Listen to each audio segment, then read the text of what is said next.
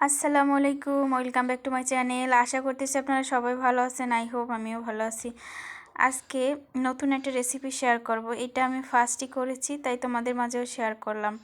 তো এখানে আমি সব কিছু বাটা মশলা দিয়েছি, আদা, রসুন, জিরে, পেঁয়াজ এগুলো বেটে দিয়েছি, আর দারুচিনি, এলাচ, এই তো প্রতিদিনের মতো আর কি, মানে যেগুলো লাগে গোশ রান্না করতে সেগুলোই আমি দিয়েছি।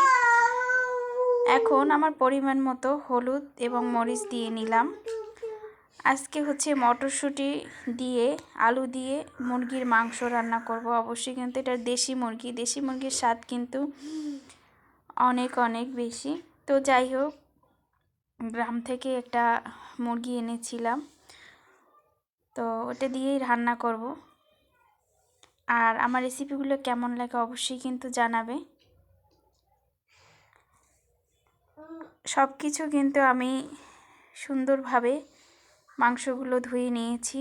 তারপরে মটরশুঁটিগুলো আগেই কিন্তু আমি সিদ্ধ করে নিয়েছি। অবশ্যই কিন্তু সিদ্ধ করতে হবে মটরশুঁটিগুলো, আর নয়তো কিন্তু হবে না। মটরশুঁটি কিন্তু সিদ্ধ করতে অনেক অনেক সময় লাগে। তোমরা যদি ডিরেক্টলি মানে মুরগির মাংস যেভাবে কষাও ওটার সাথে দিয়ে মানে একসাথে দিয়ে রান্না করো, তাহলে কিন্তু কখনোই পারফেক্টভাবে সিদ্ধ হবে না। তাই আগে চেষ্টা করবে ভাপ দেওয়ার। তো যাই হোক, আমি এখানে একটু পানি দিয়েছি, দিয়ে ভালোভাবে এখন কষিয়ে নেব।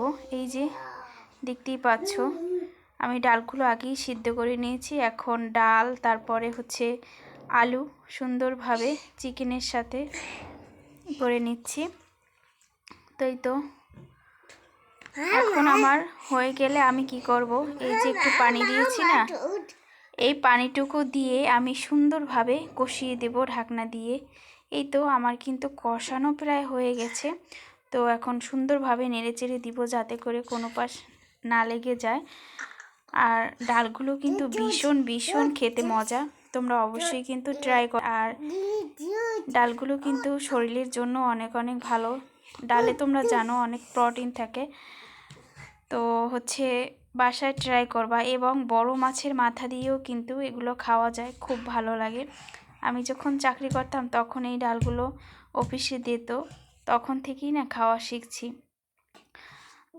এখন আমি ফাইনালি আমি ঝোল দিয়ে দিব আমার পরিমাণ মতো। এখন নেড়ে চেড়ে, আর কিন্তু ঢাকনা দেব না, ঢাকনা দিলে তেলটা উঠে যাবে। যাই হোক, ফাইনাল লুক কেমন হয়েছে অবশ্যই জানা।